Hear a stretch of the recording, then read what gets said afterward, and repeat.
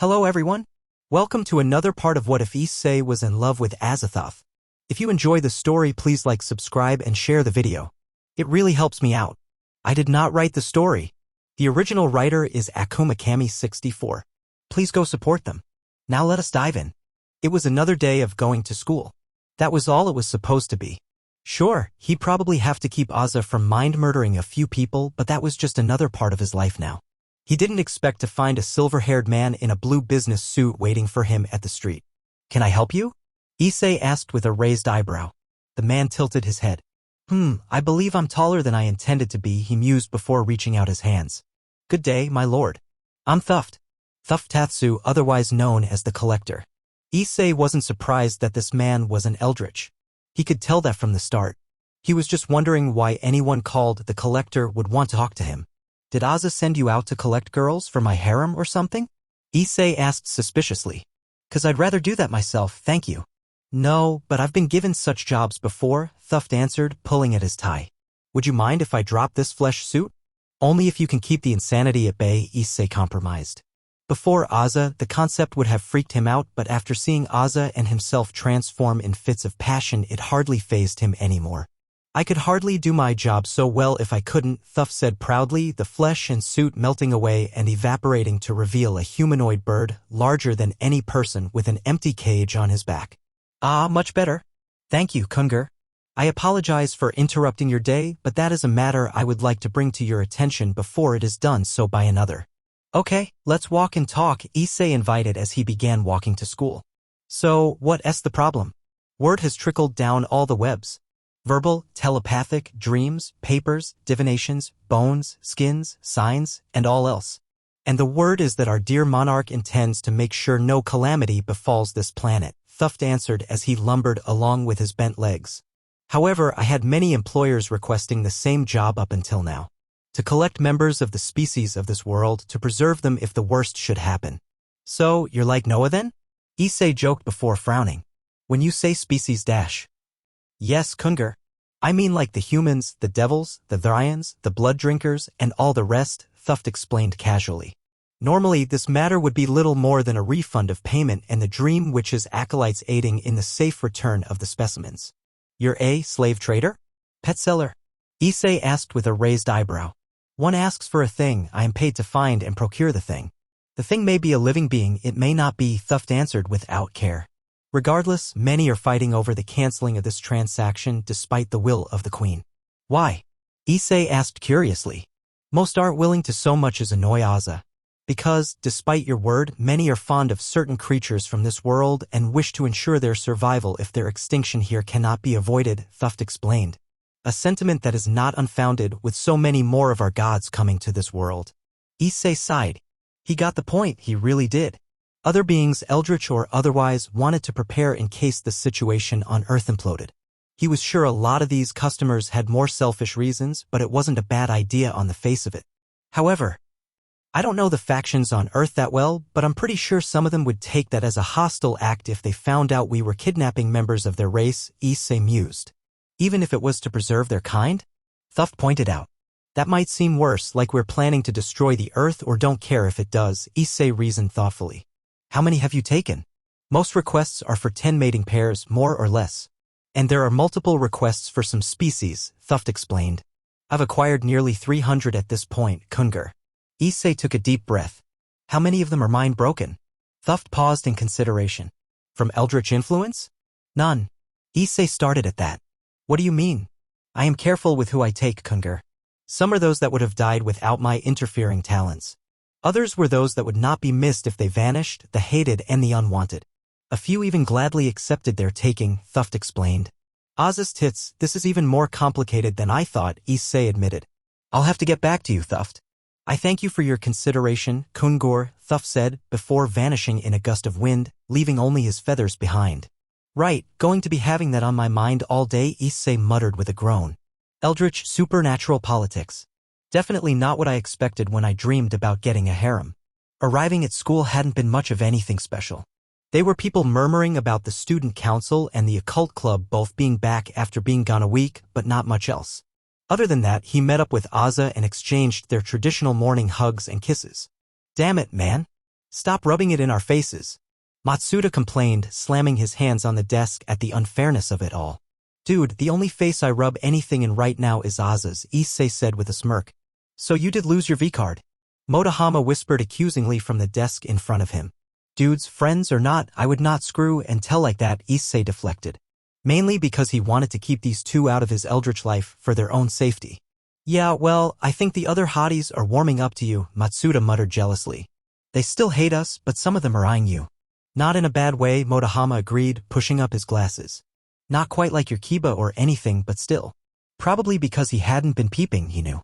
Between eldritch things and literally fucking Aza, peeping just wasn't a priority since he could see and touch whenever he wanted now. Though, he glanced at where the two were looking. It was some girls that were giving him strange, interested looks. A wave of a hand caught his attention, drawing his sight to Aika. She was at her desk, smirking a bit while waving at him. Oh, don't tell me you're thinking about putting your dick in that kind of crazy, Matsuda said in surprise. Issei's head wandered to the conversation he had with Yag about Aika and how she would gladly be his dog. This leads to him imagining Aika with dog ears, a tail, and wearing nothing but a collar. The bespectacled girl suddenly stiffened in her seat, eyes wide. Issei blinked. Had she? Her smirk returned and she mouthed one word to Issei. Woof. Okay, yeah, she had definitely heard or seen that image in his head. Attention class. We have some new students joining us today, the teacher announced, motioning to 3 girls. Ladies, please introduce yourselves. I am Asia Argento. Asia introduced herself shyly after writing her name on the board. I'm originally from Italy, please take care of me. I am Tosa Nick, Ektosa greeted with a smile. I am Talho Nick, Ntala mimicked the same. Issei breathed a sigh of relief. While their hair and eye colors were a bit exotic, they at least managed to look completely human. Please take care of us, they said in sync. Wow. Twins. And they're so beautiful, one of the girls said in amazement. Asia is so adorable and she's from Italy, another gushed. The teacher cleared his throat. To my understanding, the Talhu and Tosa are actually relatives to another of our students here. Hello, cousins? Aza called with a wave. Say what? Dude, your girl knows them. Matsuda said, grabbing at Issei's shirt. You got to introduce us. Motohama insisted. Yeah, that might be a problem, Issei said, smiling as shadows came over them. The 2 boys looked up to see the beautiful twins looking down on them as if they were scum. Are you 2 bothering him? They asked in sync, their eyes dark and tones dangerous. No, ma'ams, they both said instantly, pulling away from Issei. Good, they said before turning to take their seats, both on either side of Aza. Which was by design, Issei figured that might help keep some of the more annoying human girls away from Aza. What the hell, you're nabbing up all the foreign hotties? Matsuda accused in disbelief. Well, we know Issei has an exotic type at least, Motohama bemoaned. Issei sweat dropped. If they had any idea what exotic meant to him these days. We actually were supposed to have a 4th student, the teacher mused. But he is either late or absent. Several of the classmates muttered. Great. More competition, Matsuda groaned. Come on, what are the odds of it being another pretty boy like Kiba? Motohama said, trying to cheer his compatriot up to little success. As if on cue, the door opened. Is this class 3B? Everyone turned to the voice and went silent, Motohama and Matsuda both dropping their jaws in despair. Issei just raised an eyebrow. That's the human form he went with? Standing in the doorway was a rather handsome young man with black, rugged hair and piercing blue eyes. He regarded the entire class coolly, even as many of the girls began to gush with hearts in their eyes. Ah, there you are? I take it you got lost on your first day, the teacher greeted patiently. Would you mind introducing yourself? Lag Kishu, he answered, sounding almost bored with the exchange. Did I interrupt something important? No, you're just in time, the teacher answered, exasperated when he realized this particular student wasn't going to say much more. Please take a seat. Lag grunted in response as he headed down to his desk. He casually passed by Issei with a wave. Hey, boss. Boss? Issei's friend said in surprise, the rest of the class giving him strange looks. Issei just sighed. Well, at least he picked a Japanese cover. I don't know how many foreign students we can handwave without the insanity slipping. Lag meanwhile took a seat near the back of the class, putting his head in hand while looking out the window. Lag? A girl in front of him asked. He glanced at her but didn't otherwise react. How do you know those 3 if you don't mind me asking? She inquired suspiciously. I don't know those 2. I only know the boss since he's with Aza, Lag answered factually, wondering why she cared. Or the others leaning in not so discreetly. Oh, she said with relief, blushing with a smile. That's a relief. So, you're not a pervert like them, right? No, he answered with a bit of impatience. Sorry. It's great to meet you and have you here. I meant no offense, she said quickly before facing forward. Later. You know, I'm almost surprised you have a male servant of any kind, Rias noted idly. They were standing in a hallway during lunch. With issei was Lag, and Aquino with Rias as the devils eyed the new student curiously. I figured having an eldritch bro or two would be a good idea, issei answered with a shrug. Lag, this is Aquino. Rias, you two have already met. Lag? Laga, right? Rias acknowledged, looking at the aloof boy with a furrowed brow. You were the horseman that escorted the train back to the underworld. So, whose idea was it for him to go for such a handsome face? Aquino asked in amusement. Most of the girls are talking about him now. At last, Lag looked surprised. This is handsome? I was just trying not to stand out in this country. Wait, is that why those females keep staring at me? They want me to mate with them? Because I'm not interested in relationships, let alone trying anything like that with a non-eldritch yet. No offense. Aquino giggled immensely while Rias didn't know whether to look exasperated or amused. None taken. So, any idea how many more eldritch we should be expecting? No idea, but we'll be keeping them mostly with us in 3E, issei explained. Don't you mean 3B? Rias asked with a furrowed brow. I'm fully expecting Yog to retroactively change that one day as a joke, issei answered dryly.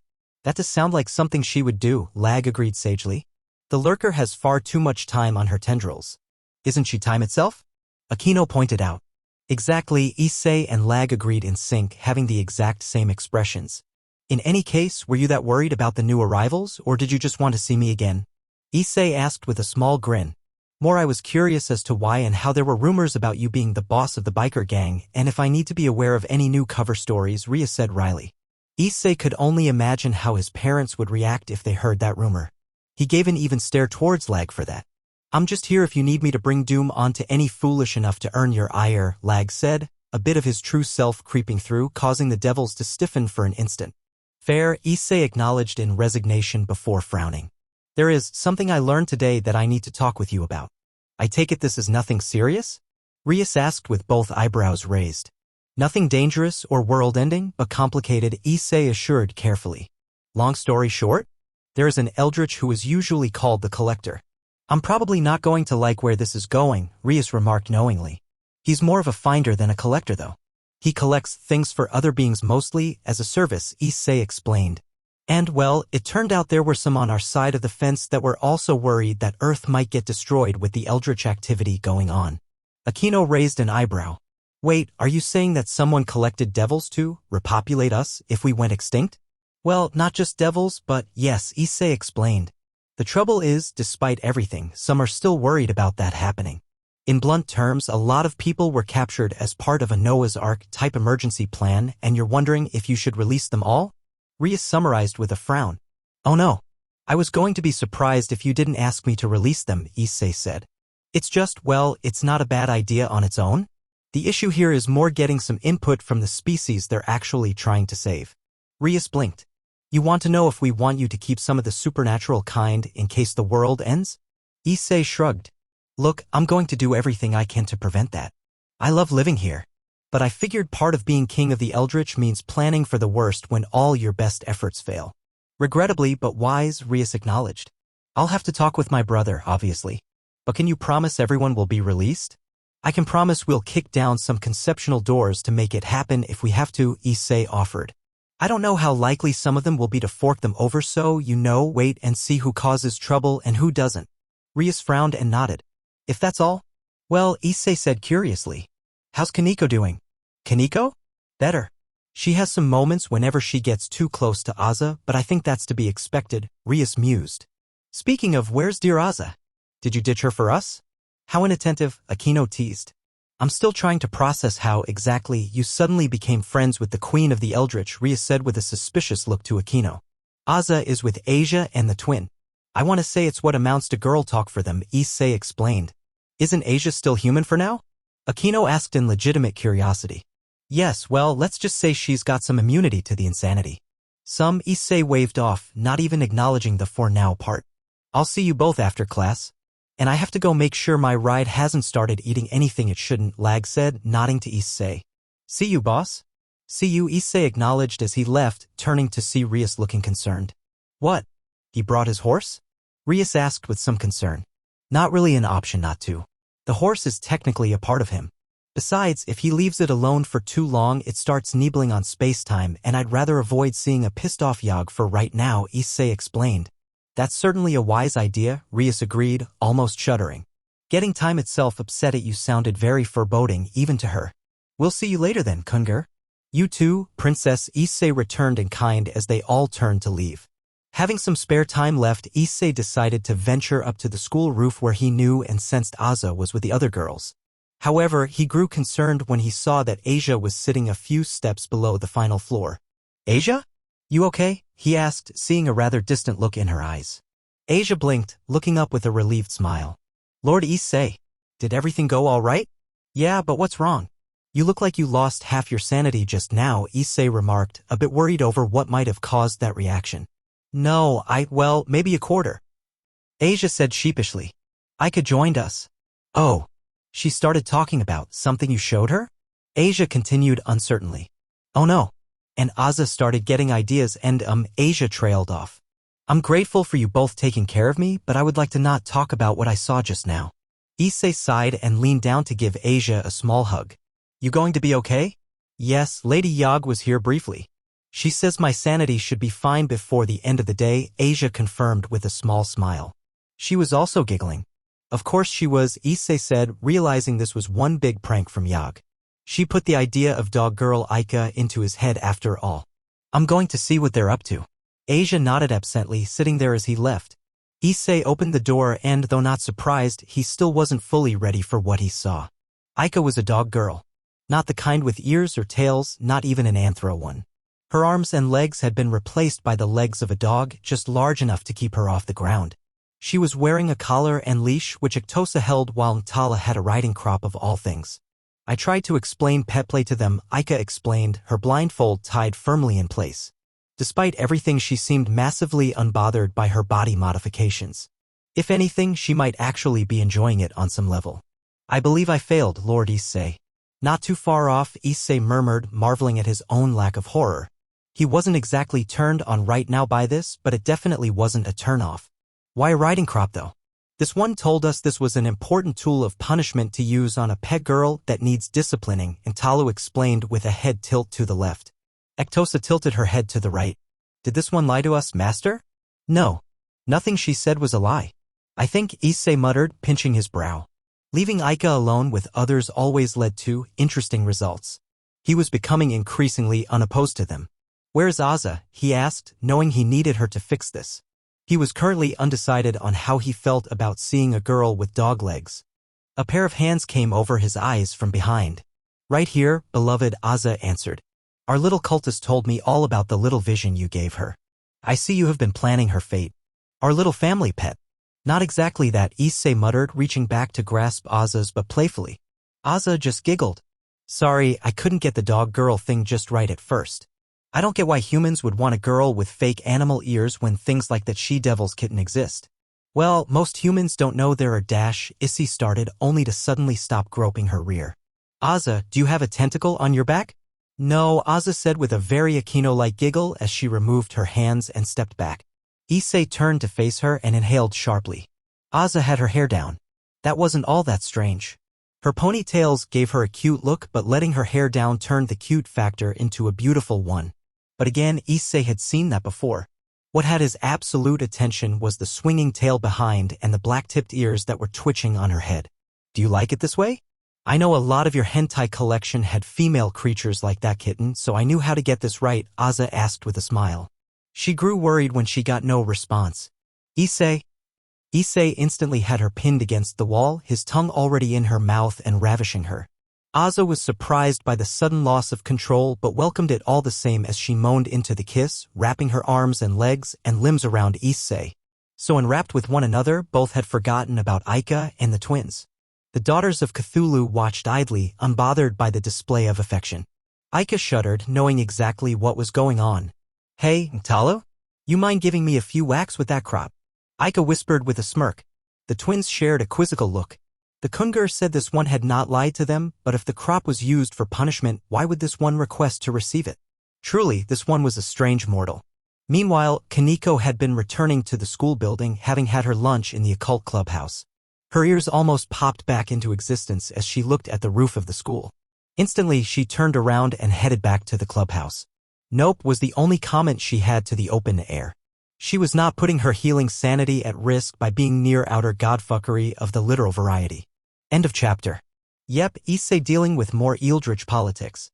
And the ramifications of giving Aza ideas in the form of dog girl AAK who doesn't mind being mutated for her god's amusement. Oh, and Lag/Lagu? His human form is based on Rin Okumura from Blue Exorcist. And yeah, Kaneko sensed what was going on at the roof and decided to play hookup for her own mental health. Hope you all enjoyed this. So, we've gone from worrying about the Eldritch faction destroying the Earth on purpose to the Eldritch faction worrying that they'll destroy the Earth by accident, Sona summarized evenly. That would be about right, Ria said with a sigh. Issei had a point though, having a backup plan for the potential Omni side of the planet isn't an unwise thing to do. Sona sighed. We're basically an island in the ocean to them, filled with exotic life they want to prevent from dying off. The question is, do we end up in a zoo or in a nature preserve? Grim but not untrue, Rias admitted. Issei already agreed to make sure everyone is returned if they want to be returned. I'm not touching that for now, Sona said blankly. So Issei is suggesting we work with this collector, possibly even the people that were buying devils and other supernaturals to repopulate the species in the worst scenario? I believe in Issei's intent, but I do admit that would be hard to sell to others, Rias mused. But he is right that if any such plans are made, Devilkind should have the most say in how that looks, for ourselves at least. And that's how my sister will have to sell it, Sona agreed knowingly. Because I know my sister and I know your brother. They're worried about the Eldritch still. Not the queen and her court, not with their king keeping the peace. No, it's every other literal abomination that tags along we need to worry about. And because of that alone, this is a good plan. Hoping for the best, preparing for the worst. Question becomes how many other factions will feel safe agreeing to anything like this? Rias mused. Depend, Sona said with a scowl. How many won't look at this and think the Eldritch won't care if the Earth is destroyed if they can safely bring back most of the species here? Rias hummed in agreement before changing the subject. How's your peerage doing, by the way? She asked with a friendly smile. Fine. Saji keeps marveling that we were on Jupiter, which is understandable. I told Sabaki about Issei being the king of the Eldritch. She is trying to process that, I think. Aren't we all? Rias murmured, looking up in thought.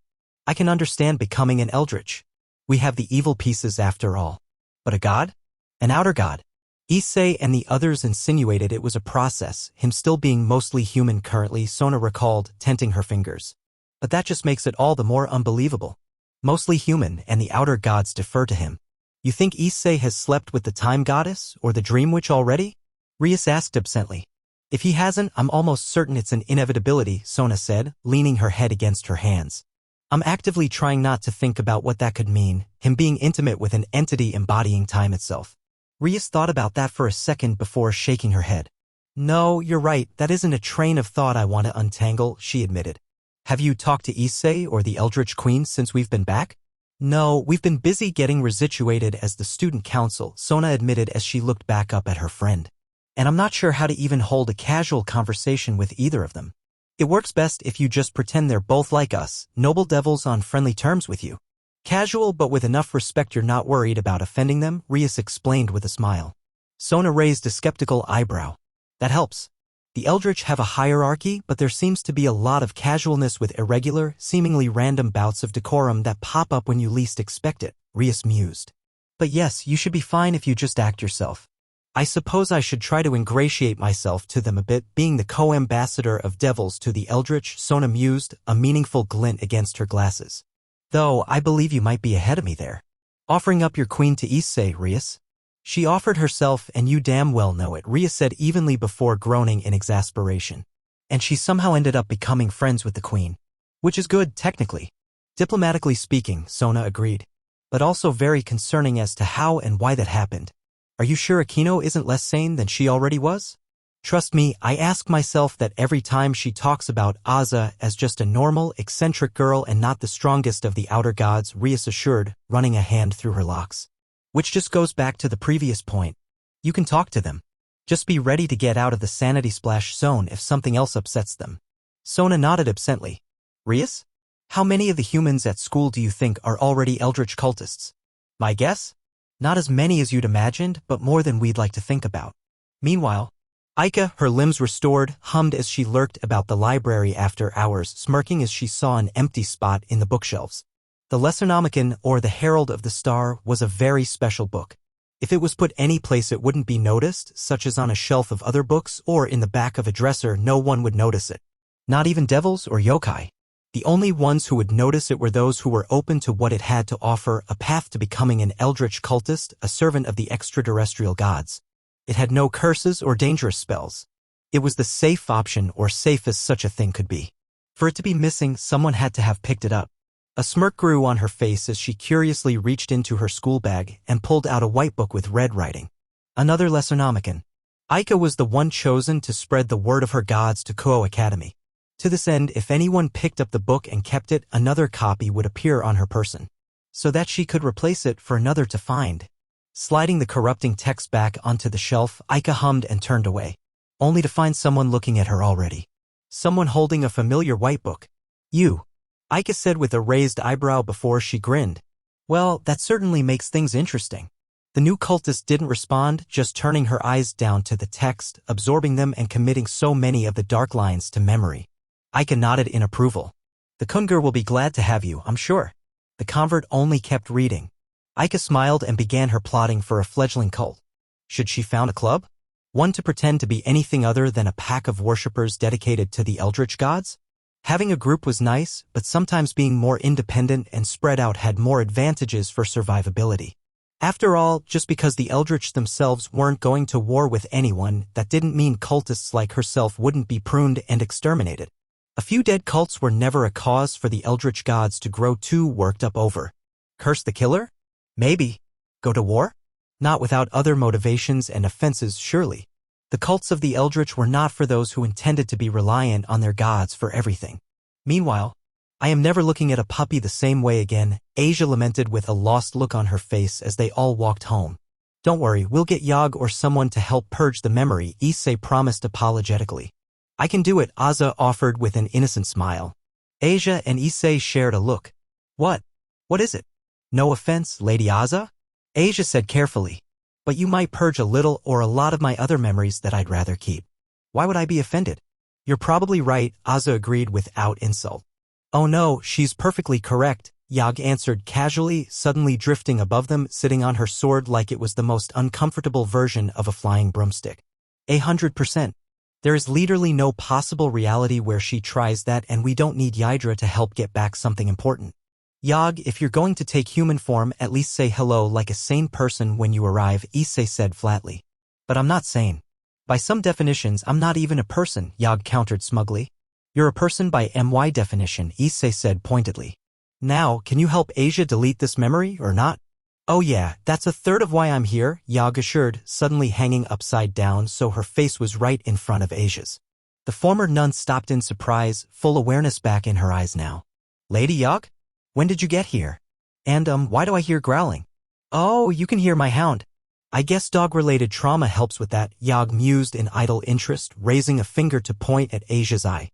Then she poked right through the eye. The fuck? Issei exclaimed in alarm. Asia made no noise, but she was frozen and trembling. Not from pain, for the finger was twisting and distorting into tiny, long limbs that had snaked through the center of her eye. Lady Yog? Shoo. Let me work. This is perfectly safe, just really scary for a human like you, Yog assured with a smile. Yog, there are days I consider taking that sword and ramming it up your ass, Issei said, pinching the bridge of his nose, his other hand taking Asia's as a gesture of comfort. Promises, Kungur, Yog said with a playful smile. Well, we've already done that plenty of times, so I won't object, Aza said idly. Did you just give me permission to fuck Yog? Issei asked with a raised eyebrow. Aza tilted her head. When did you think you needed permission? Careful, Issei, I'm not a hopeless romantic like our dear Sultana, Yog teased before turning back to Asia as her misshapen finger continued to move about in Asia's eye. Oh, here we are. And my, you have such lovely perverted dreams and ideas. Ah, please don't say anything. Asia cried out frantically, covering her blushing cheeks with her hands. I won't. It'll be better as a surprise, Yog said conspiratorially, her warp digit retracting and unwarping itself. But I have dealt with the memory. Or, rather, I unrecorded that specific part of her memories. You won't remember what happened now, but you will be aware that something happened all the same. Something with Aika, Asia said while rubbing her eye, less from pain and more from the feeling of wrongness that came with the procedure. But, yes, I don't recall what or why it bothered me, Asia said in surprise before smiling at the time goddess. Thank you, Lady Yog. Not a problem. After all, you are the Kungur's pet human, Yog teased. I am. Asia exclaimed with a blush. Really, Yog? Issei asked, face-palming in exasperation. I mean, is she wrong? Aza asked in consideration. And if she is, what is Asia exactly? We take care of her and she belongs to us as far as the other factions are concerned. Ladies, Asia is not a pet unless she wants to be, Issei said firmly before blinking. That sounded a bit better in my head. And no, thank you, Issei. And I understand what Aza means. And I think Lady Yog is just having some fun at my expense, Asia summarized, still blushing and not quite looking at Issei. But beloved, I thought you enjoyed the idea of having a few human pets, Aza reasoned in confusion. Issei gave a meaningful stare to Yog. You're going to help me get her to understand pet play at some point. You can just give her a hands-on example and she'll understand everything very quickly, Yog countered knowingly. Do you have anything useful to tell us? Issei asked blankly. Not really. But you have a guest waiting for you back home, so don't be surprised. Bye. Yog informed with a wave before she inverted herself out of existence. A guest? Asia repeated, looking at Aza. Do you know who she meant, Lady Aza? Aza just smiled knowingly at Issei. Do you have an idea, beloved? Issei blinked. Why would I dash? It's Shub-Niggurath, Dreyeg answered, a green light on Issei's hand. Dreyeg? I wanted to see if Issei could sense her. Aza whined, pretending not pout. Dreyeg was nervous at her annoyance, but far less than he would have been prior to meeting the Eldritch Queen. Ah, my apologies. I suppose his powers are growing faster due to my presence. Say what now? Issei asked, holding up his hand. What is happening? Your Eldritchification would take many millennia to complete on its own, if not longer. But the nature of my power is allowing it to accelerate somewhat, Dreyeg explained. You didn't know? Aza asked in surprise. I thought Dreyeg told you while training you. I wasn't certain until the fight against the crawling chaos's feathered pet, Dreyeg explained. Oh. I knew instantly. I always keep track of how powerful my Issei is getting, Aza said with a proud smile. Issei smiled a bit bashfully. Hello, Dreyeg, I believe this is the first time we've properly met, Asia greeted politely to the glowing light on Issei's hand. I am Asia Argento. I am aware. Dreyeg all the same. Your sacred gear is a great help to have around. And I'm sorry your sanity has been drawn into this situation, Dreyeg said casually. I want to be annoyed by that, but he isn't wrong, Issei mused. Oh, it's no problem. Minus whatever happened earlier today, I haven't had any issues with my, sanity, Asia assured with a smile. Lady Aza and Lord Issei have been very kind and caring for me.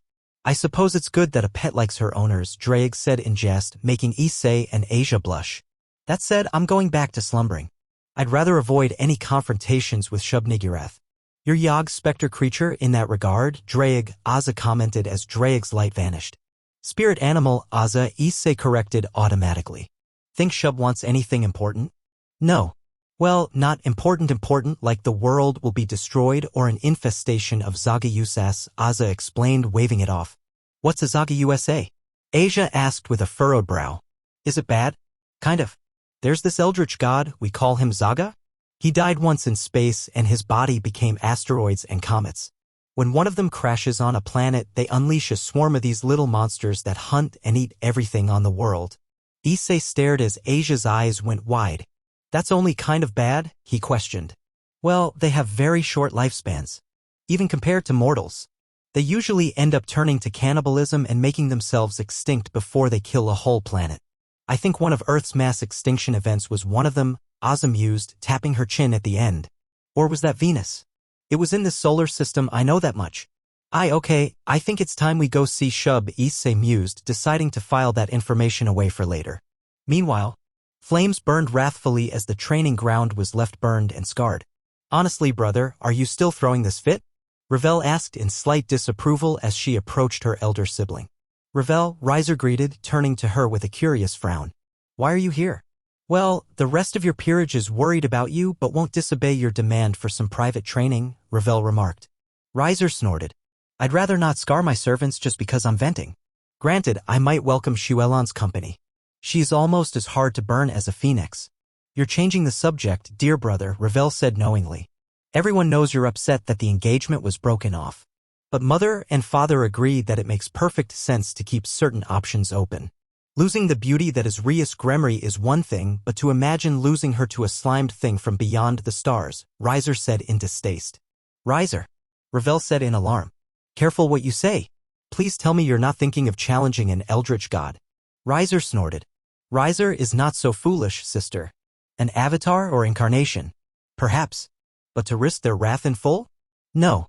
I wouldn't risk our family's safety on such a thing, let alone you, sister. Ravel smiled in appreciation.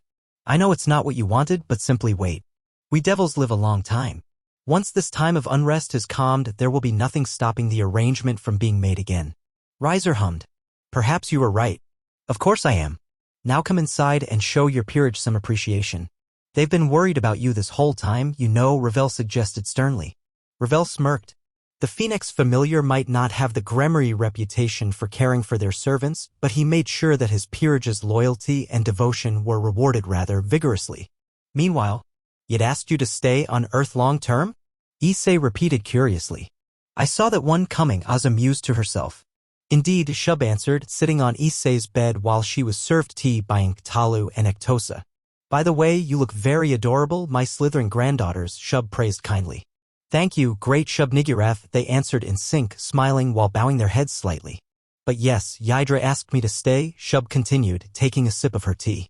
With all the extra eldritch traffic around Earth, it's starting to warp space. As I'm the eldritch of space, I can help regulate and, well, soothe it would be my word, Shub explained. I followed that easily enough, Issei mused. Did you come to ask for royal permission or something? 'Cause you have it if you need it. Oh no. I assumed if either of you wished me to not do so, you would inform me, Shub answered honestly. Well, space warping can potentially result in Earth suddenly circling a black hole, so yes, your work is appreciated, Shub, Aza said in amusement. I'm not going to ask what black holes actually are just yet, Issei decided to himself. So, why are you here, exactly? Shub tilted her head. I was hoping to spend time with you both. Aza and I are, family aside, good friends. And I've been wanting to meet the one that she has yearned for so long to love and be loved by, Shub answered with a strange look in her eyes. It was happy but also something else. Are you transferring to my school too? Issei asked suspiciously. If I do, I won't be a student, Shub promised amicably. That's an answer, Issei decided. Well, if you're going to be around. Issei suddenly pinched his hand, wincing as he did. Shub watched in confusion while Aza tilted her head. That's not going to work, beloved, Aza informed. Here, give me your hand. Issei did so, trusting Aza completely as she held up his hand with hers, her other hand reaching up, pointing a finger at the back of Issei's hand.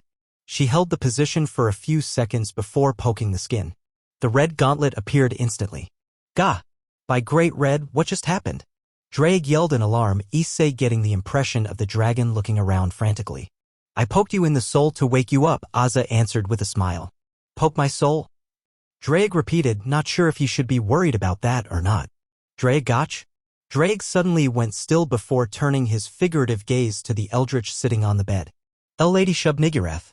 Black goat of 1,000 young.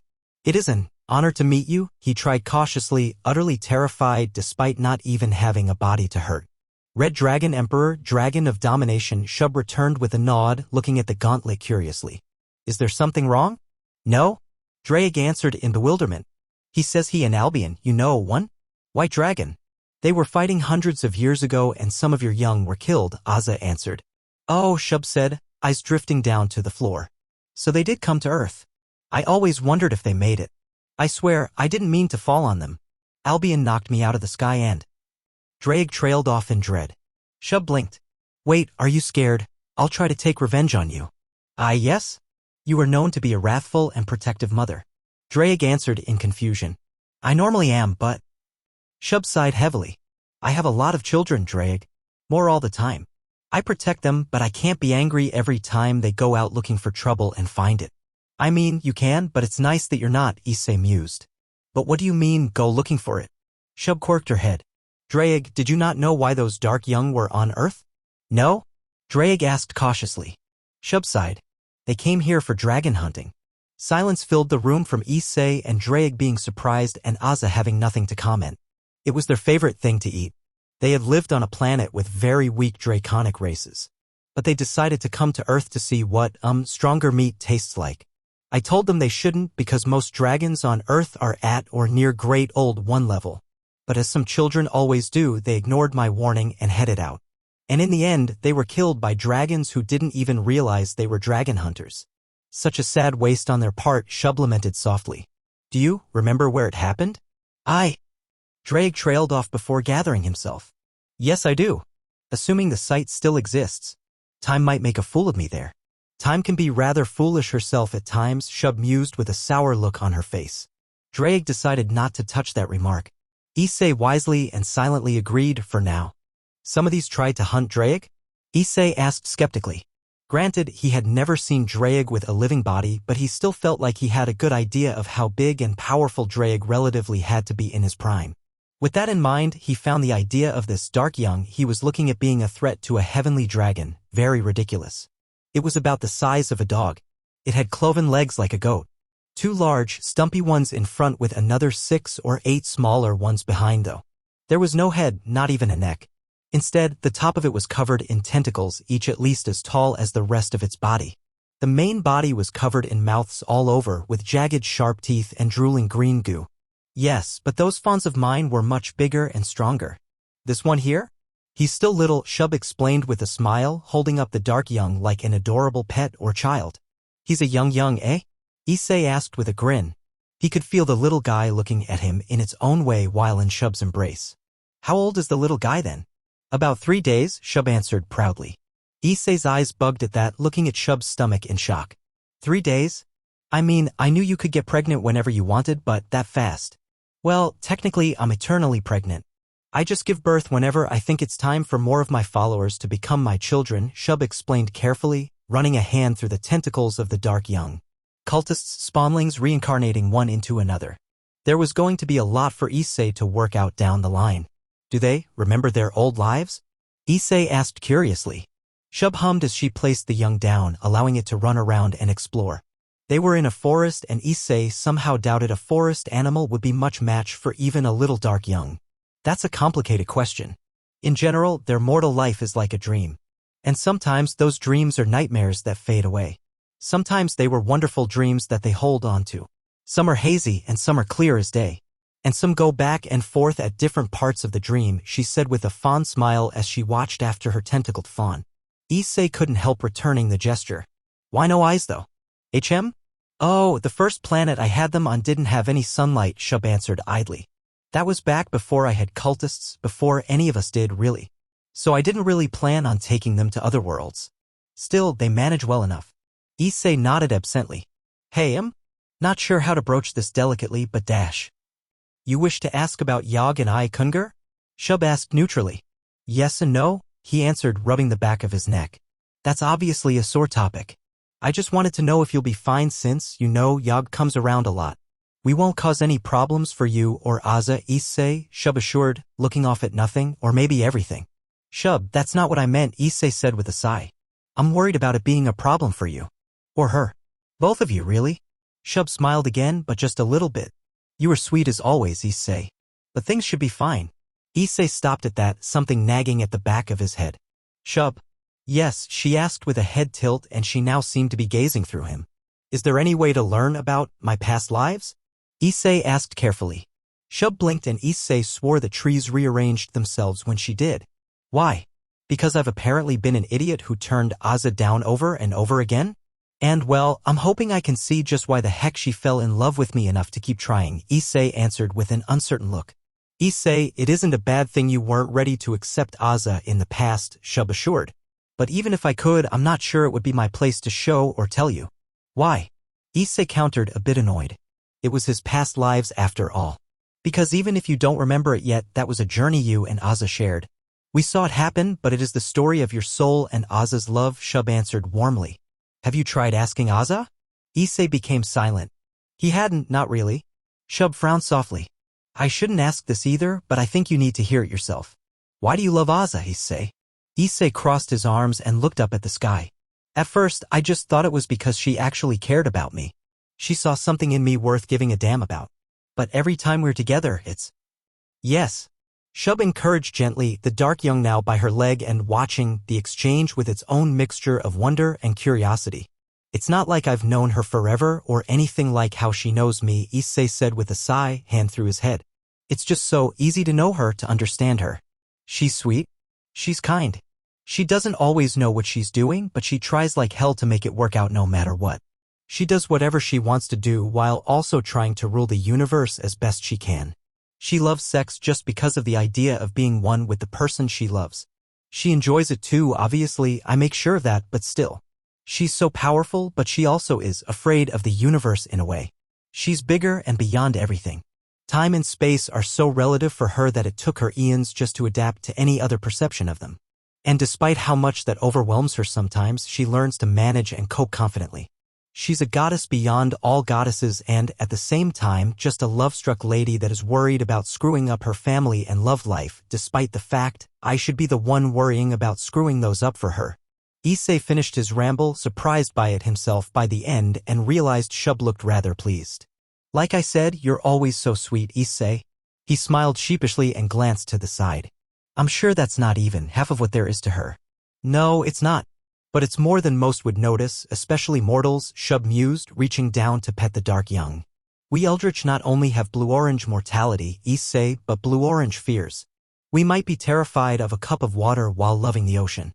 We can tremble at the sight of a statue, but a giant troll would barely be noticed by us.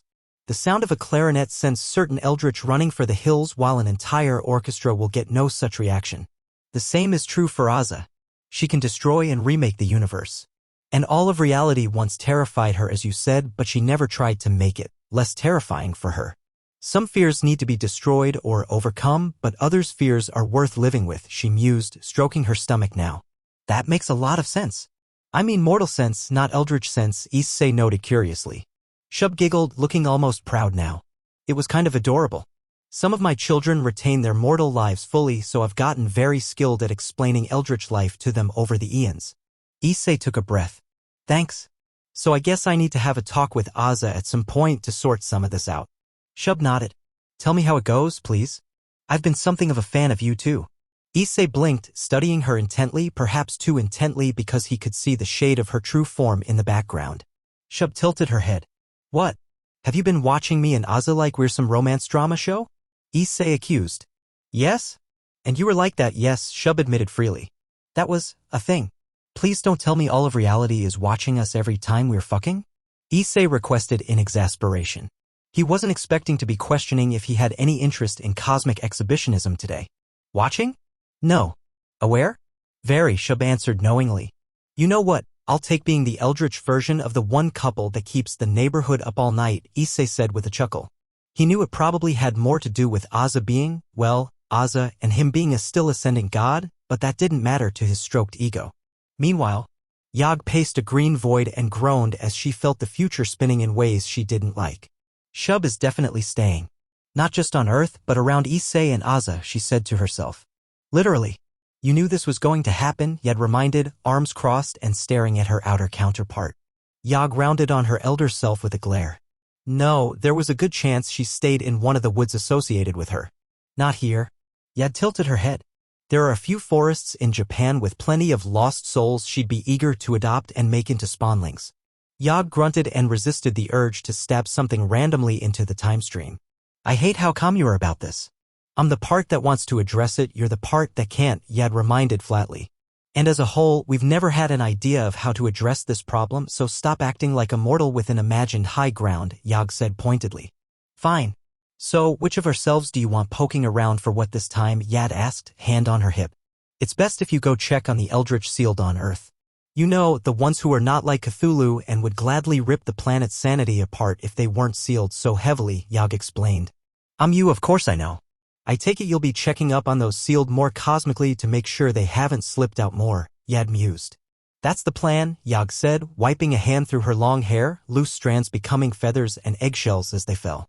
We should also check in on our parents. making sure they aren't having one of their fights too close to reality again. Yet squinted with her eyes down into the endless void. The future has become ever more erratic since the Sultana crowned her sultan. Because issei is still in flux, Yag said, gazing up at the emerald nothingness. Our dear Kungur is still finding himself. You know it's not just that, Yad said with a snort. You know as well as I that issei, regardless of if he was even just an elder god, would come into many blessings that come with being Azathoth's beloved. Immunity from time is a given. Yag frowned. One day he'll know exactly what we do. You're worried that the annoyed respect he has for you will vanish. Or are you worried this will be another disaster like with Shub? Yad asked evenly. Yag took a breath and took some satisfaction in reaching out to crush a timeline, ending another universe just as the last living thing would die out in it. I forgot, you're the part of me that likes to guilt-trip me sometimes. About that rarely? About being a pranking slacker? Always, Yad clarified. Yag smiled at herself. Come on, we have come mad gods to check up on. Meanwhile, you wish to speak with me, Satan of knowledge? Ajuka withstood the unease of addressing an eldritch better than most, even if it was an outer god. Thank you for coming, Madam E, he addressed, careful not to use the true name of the dream witch. May I ask why I am not speaking with the Leviathan? Being the Satan of diplomacy? Yidra asked, raising a brow. He felt something tinge against his mind. A charm of sorts that would make mortals fall into devotion and worship for this figure. Most devils would be unaffected and not even notice. But Ajuka was too observant to ignore it. I'm not trying to enamor you, Yidra answered bluntly, almost bored. It is an entirely natural part of my nature. Unless you wish me to take on a less pleasing persona, you will find it very much a constant thing. Ajuka nodded in acceptance. It wasn't an issue, and having the dream witch take on a more terrible form would not be a wise option. Very well. I am here instead of Seraphal because we are not here to discuss if and when the Ark initiative takes place, but how it might work. I see, Yidra said with a hum. You wish to discuss how we might go about restoring the creatures of Earth and how Devilkind might wish that to be done. In essence, yes, Ajuka accepted. I have spoken with the Collector, Yidra said bluntly. I have instructed that most of those he took are to be given back. The only ones we will not return are the unwilling and the criminals. Criminals, he understood. Most criminal devils, aka strays, were heading to a death sentence anyway. Unwilling, he repeated uncertainly. Unwilling to leave, Yidra answered bluntly. That was something that needed to be addressed, but preferably by Seraphal. Very well, how many devils remain with their buyers, he said carefully. In the end, it will be 21. 13 females, 8 males, she explained. I have communicated with the Eldritch in question. All but 2 are willing to have their devils participate in any potential repopulation efforts. Ajuka hummed. I know it is possible for Eldritch to create life forms seeding entire worlds. I know little of the process or nature dash. You wish to know if our power of Genesis has the power to recreate Devilkind and the other supernatural races, Yidra stated more than asked. Yes, it can. However, it would require 2 things. The first is an Eldritch god capable and willing to use Genesis. It is not a power we all possess and not one we can use freely without consequence, however short-term they are for us. I expected as much, Ajuka acknowledged. The Eldritch were beyond the bounds of normal beings and even devils, but they still had limitations and consequences that applied to them. And the second thing? That you trust the Eldritch god in question, Yidra said with a heavy meaning in the air. We use the biblical god's term for a reason, Satan of knowledge. To use Genesis means all races that come from it are born of that Eldritch's power. They will not be necessarily bound to the Eldritch god, but they will be more positively disposed towards them. And that's assuming you trust them to not change any of the races in the process. Ajuka scowled. As expected, the easiest and most straightforward opposite would carry the most risk. What is easy and straightforward for one is strange and nonsense to another, Yidra retorted, leaning forward. I have an alternative proposal, one that would guarantee the continuation of your people, not their recreation. I'm listening? Ajuka acknowledged. You seem not to comprehend that you have the King of the Eldritch's approval in this project, Yidra said meaningfully. Yog cannot guarantee Earth's survival. But it would be child's play for her to, if I might suggest, have a relatively small population set to be whisked away in the event of Earth's destruction. Ajuka's eyebrows rose very high at that. The embodiment of time itself would be willing to help in that way? It is the Kungurs will that Earth either be preserved or, failing that, restored, Yidra said, eyes narrowing so slightly. And the Kungurs will is not something to be disobeyed. Ajuka said nothing to that. He didn't fathom why the Eldritch treated the former human almost on part with the Eldritch Queen herself, but he didn't dare question it. least of all when it was to his benefit. May I ask why she hasn't done or suggested that yet? Yog is the outer god of time, but that does not mean she steers it at every turn. She allows most things to fall as they will, Ydra countered. You will be required to work with her or a proxy of hers. Ajuka tilted his head in want of understanding.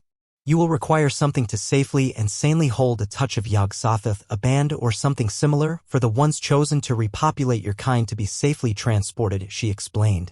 That would require us to trust you're not trying to corrupt some of our kind into cultists, Ajuka noted without accusation. Hence why I said sanely, Ydra reminded. If it makes you feel any comfort, know that I would be first in line to stop any potential end to Earth and its relative realms. Because most cults here are yours? Ajuka asked, curious if nothing else. No, Ydra answered flatly. I simply have no desire to clean up after another extinction event. That was startling but not too surprising. Some said that Ydra had been on Earth at least as long as Cthulhu had been. So, the idea that she had cleaned up after the world nearly ended from an asteroid or anything else wasn't that unbelievable. It just reminded Ajuka of who and what he was dealing with. Meanwhile, Azza, can you please turn my milkshake back? Azza glanced to said concoction. They both had one, but Azza's straw may have fused with her own mouth into some horrid tongue mouth. Both of their milkshakes may have turned from vanilla with chocolate chips to something purple with black stones that spun in place. Oh, sorry, Aquino. The Fallen Devil hybrid smiled in understanding, sitting on the opposite side of a booth. It's fine, you've obviously got a lot on your mind. Is that a comfort drink? She asked, nodding to Azza's own drink. Azza shook her head. No, it's just something well, it's complicated, but she was a dear friend. It was something she enjoyed drinking. You kind of remind me of her. Aquino blinked. I do? In what way? Well, Azza trailed off thoughtfully. I had a major cult with this race who had psychic powers and just about all of them had an interest in, what is that thing called? It's something you like, Aquino. Involves pain and pleasure. Sadomasochism? Aquino offered, curious yet casual. No. Well, that too, but the other thing? You bind them, you torture them, but they like it. Azza tried again. BDSM? Aquino realized in surprise. Yes. That's it. Those 4 letters. Azza realized in glee, her pigtails rising to the sky in victory. Aquino was shameless, but she was kind of glad there was some field keeping humans from noticing them too much. But more importantly, you have a BDSM cult? With psychic powers? Aquino asked, interested and more than a little excited.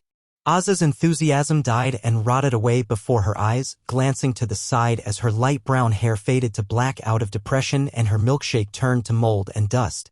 Had. That one word made Aquino understand. Oh, Azza. I'm sorry, she said, reaching out to take Azza's hand. She noted that Azza's hand felt like gravel and red. She ignored that, even if she found it interesting to feel colors. It's all right. I just try not to think about it. It didn't happen that long ago for me, Azza said with a sad smile. My friend?